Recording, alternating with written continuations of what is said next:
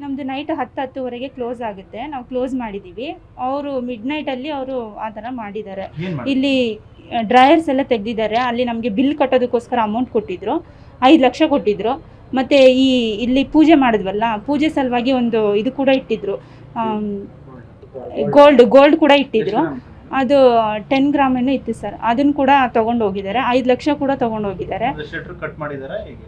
ಶೆಟ್ರ್ ಅಂದರೆ ಬೀಗನ ಒಡೆದು ಬಂದಿದ್ದಾರೆ ಸರ್. ಅವರು ಬೀಗನ ಹೊಡೆದು ಒಳಗೆ ಅವ್ರ ಬಾಡಿ ಎಷ್ಟು ನುಗ್ಗುತ್ತೆ ಅಷ್ಟು ಮಾತ್ರನೇ ಬಂದಿದ್ದಾರೆ. ಫುಲ್ ಓಪನ್ ಮಾಡಿಲ್ಲ.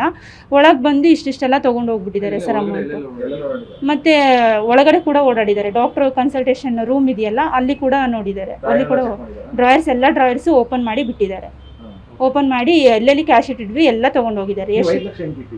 ಬಿಲ್ ಪೇ ಮಾಡಬೇಕಲ್ಲ ಸರ್. ನಮಗೆ ಮೆಡಿಸಿನ್ಸ್ ಎಲ್ಲ ಕಳಿಸ್ಕೊಡ್ತಾರಲ್ವಾ, ಸೊ ಹಂಗಾಗಿ ಅವ್ರಿಗೆ ಬಿಲ್ ಕೊಡಬೇಕಿತ್ತು ನಾವು. Sangameshwar medical sir, N Chikkanaragunda.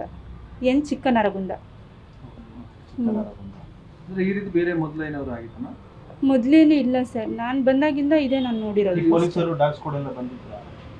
ಯಾರು ಸರ್? ಹಾಂ, ಇವಾಗ ಬಂದು ಹೋದ್ರು ಸರ್.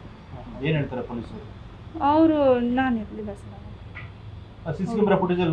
ಹಾಂ, ನೋಡಿದ್ರಿ ಸರ್. ಪೊಲೀಸ್ ಅವರಾ? ಕಳ್ಳರು ಒಬ್ಬನೇ ಬಂದಿದ್ದು ಸರ್. ಒಬ್ಬನೇ ಒಳಗೆ ಬಂದು ಹೋಗಿರೋದು ಅವರು. ಹಾಂ, ಕೊಟ್ಟಿದ್ದಾರೆ ಸರ್. ಕಂಪ್ಲೇಂಟ್ ಎಲ್ಲ ಕೊಟ್ಟಿದ್ದಾರೆ. ಅದೆಲ್ಲ ಆಗಿದೆ ಅಂತ ಹೇಳ್ತಿದ್ದಾರೆ ಸರ್. ಗೊತ್ತಿಲ್ಲ ಅದು ನನಗೆ ಅಷ್ಟು.